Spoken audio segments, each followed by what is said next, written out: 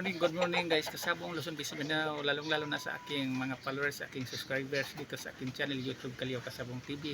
Sa umaga na ito ngayon, magbigay ng mga kunting tips sa inyo. Ito totoo talagang nangyari at toong buhay ang ikukwento ko sa inyo dito sa aking i-upload ngayon dito sa aking channel YouTube Kalio Kasabong TV. Dito sa pag-alagag manok natin, ang pinaka-importante dito, sanayon ang ating pamilya, hindi mabigat sa kalooban nila, pinayagan tayo, sumuport sila sa atin na nagpapalahi tayo. Kasi kung hindi, malaking problema. Hindi ka ngayon basta-bastang makapag-alaga, makapadami ng manok dahil pinagbawalan ka sa mga anak mo, sa iyong misis, o kaya binata ka pa sa iyong jowa, ayaw na mag-alaga kag manok. Kailangan alamin nyo muna kung baguhan pa kayo kung saan ayon ba, ipapaalam nyo muna sa misis mo, sa anak mo na magmamanok ako dahil kahiligan ko ang manok. Ngayon kung saan ayon sila, okay sa kanila, walang problema yon. Pero kung hindi, doon tayo magkaroon problema. Kasi halimbawa, papasok ka ngayon sa trabaho mo, pag uwi mo sa bahay, magtatanong ka ngayon, may pagkain na ba tayo, anong ulam natin? Sasabihin ka ngayon sa anak mo, misis ba, o tapos na kami kumain, ang sarap ng ulam natin. Bakit anong ulam ba natin?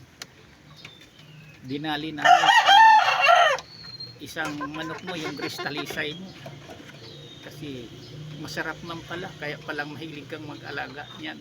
Uulamin na lang natin yan isa-isa. Mga alaga mo masarap pala. Ito naman ngayon, malungkot ka, ayaw mo nung kumain dahil lang hinayang ka sa crystalisay mo nga niluluto lang pala sa misis mo, hinahanda pang ulam sa iyo pag dumating ka ng galing sa trabaho. Yan ang masakit sa ating nag-alagag manok, kapag hindi sanayon ang ating misis, ang ating mga anak. Kaya mas okay ako dahil sanayon ang aking pamilya, ang aking misis, na mag-alaga ako ng manok. Kasi mula bata pa ako, bago ako niya nakilala, magmamanok na ako. Ang dami ko ng alagag manok, pinakita ko na nung binata pa ako na magmamanok talaga ako, naglaro ako ng manok. Kilalang kilala ko sa amin, kaya hindi ko tinatago sa mga babae, nililigawan ko dati. Alam nila yan na ang ginawa kong bisyo ang pagmamanok, ang pag-alagag manok. Pero noong nagkapamilya na ako sa totoong buhay, hindi rin pinagsisihan sa naging misis ko o sa nagiging anak ko, dahil ginamit ko ang mga pamaraan sa aking mga manok nga makatulong sa pag-aral sa aking mga anak nung maliliit pa sila. Ginagawa ko mismo yan. Kaling hanggang ngayon ang mga anak ko, kahit nakatapos na sa pag-aral, walang problema, todo support sila dito sa aking mga alagang manok, yung mga anak kong babae. Kasi pag anong pangailangan nilang nag-aral, nagbenta, nag-awat ko para mabili ko ang pangailangan sa anak kong na nag-aral ng mga gamit. Yan totoo, laking bagay itong mga alaga kong manok. Kaya para sa inyong mabaguhan pa lang, kung hindi sanayon ang misis nyo, ang jowa nyo, kung binata pa kayo, huwag nyo muna ipagpatuloy ang pag-alagag manok, kasi magastos din dito ang manok. Tapos kung hindi sanayon ang misis nyo, yan ang mahirap. Yan pa ang dahilan magkasamaan kayong loob, dahil hanapan ka ngayon, saan na yung pira mo, ba't lagi kang naubusan ng pira? Siyempre lagi tayong maubusan ng pira, kung lalo kung may manok tayong magkasakit-sakit, bibili tayo ng gamot, pagkain, vitamins, wash out shampoo, pangpaligo natin. Sasabihin ka naman sa misis mo, mabuti pa ang manok mo, binilhan mo ng shampoo, samantala ako wala na akong shampoo. Iyan ang malaki ding pagkamali bilang asawa ka lalaki. Kailangan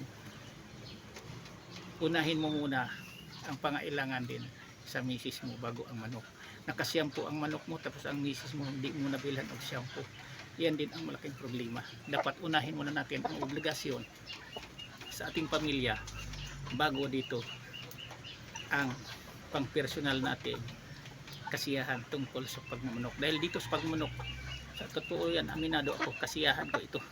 Kasi dito na ang kaugalian ko na gawain mula bata pa ako, ang pag-alaga ng manok, pagpapalahi ng manok. Yan totoo. Ayan. Kaya kayong mga babuhan pa lang, ingat-ingat kayo sa mga alaga nyong manok, lalong-lalo na kung gwapong-gwapo, mahal ang pagkabili nyo, tapos pagpasok nyo sa trabaho, pagbalik, linuluto na pala ng naiwan sa bahay nyo yung misis nyo, kay anak nyo. Kailangan talaga sanayon sila, lahat na anak natin o misis natin, mag-alaga tayong manok tulad ko. Dahil ang aking mga alagang manok sa tula, kapag busy ako, may lakad at malayuan, sila mismo si kaso ito nagpapakain. Yan lang, sana mayroon kayong mapulot ito ng mga baguhan pa lang. Nandito sa pag-alaga nyo, pinaka-importante dito, sanayon ang ating pamilya. Parang pag balik natin galing sa trabaho, buhay na buhay pa ang ating minamahal na alagang Grace Talisay. Yan lang, thank you ulit sa pagpanood. Bukas uli, bye bye.